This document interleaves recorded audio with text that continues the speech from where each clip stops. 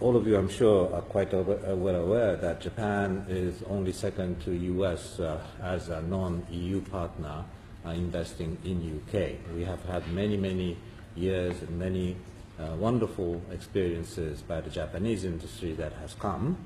We now have more than 1,000 Japanese companies investing all over UK, and the employment that they directly generate is 140,000. If you include the indirect ones, it will be multiplied by many times. The reason these Japanese companies have chosen to come to UK is because this is a stable, predictable, and friendly economy. They find UK to be very well suited for their investment. That is why you will see the percentage of Japanese investment into EU is very much leaning toward UK, despite the size of UK being about 15% of EU economy as a whole. More than double that portion is invested by Japanese companies in UK. That, of course, is also linked with the understanding that UK is gateway to continental Europe as part of the single market. The combination of this two-way street, no tariff, no obstruction for the free flow of parts that come in, and also bringing the final product back to, for example, the European continental market.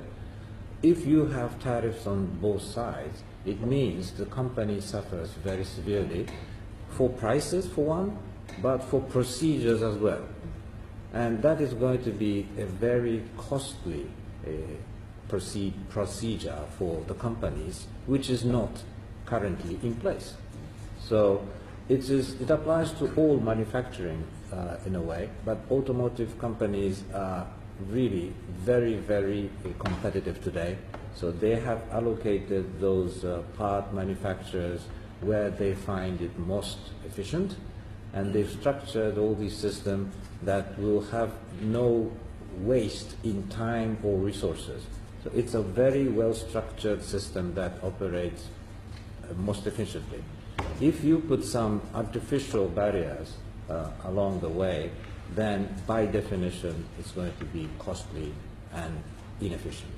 That is something the car manufacturers operating here in UK are quite concerned, and because they are successful manufacturing cars in UK under those conditions, they would like to continue being able to do so. Your message, which was sent to us, you referred to the significant relationship between pharmaceutical industries, and not least the fact that the European Medicines Agency is located here in London. And of course that's because you have extremely high standards of manufacture in your own country, as we do. So I just wanted to ask you about how you feel that after Brexit, if we did adopt a different set of regulations, how that would impact the investments here from a regulatory point of view and a qualitative point of view, and indeed the role of pharmaceutical companies, Japanese, located here, in terms of their activities on the continent of Europe, in the European Union. Thank you. Thank you very much for raising the pharmaceutical industry, because it is one of the most important industry for Japan. It is indeed the driving engine for the future of the Japanese economy, as well as it is for UK. And it is also not important for business only. It is also important for people in general. This is a humanitarian activity at the same time. So Japanese companies, as you may very well know, almost all of the pharmaceutical companies have bases in UK, and this is very much based on the presence of EMA in London. But why would that be the case?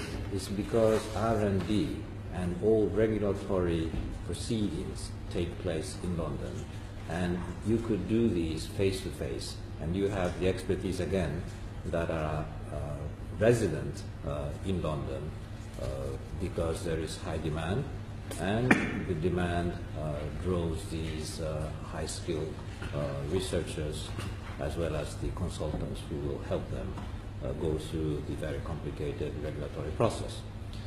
Now, if you have a different regulatory regime, it means you have to duplicate that.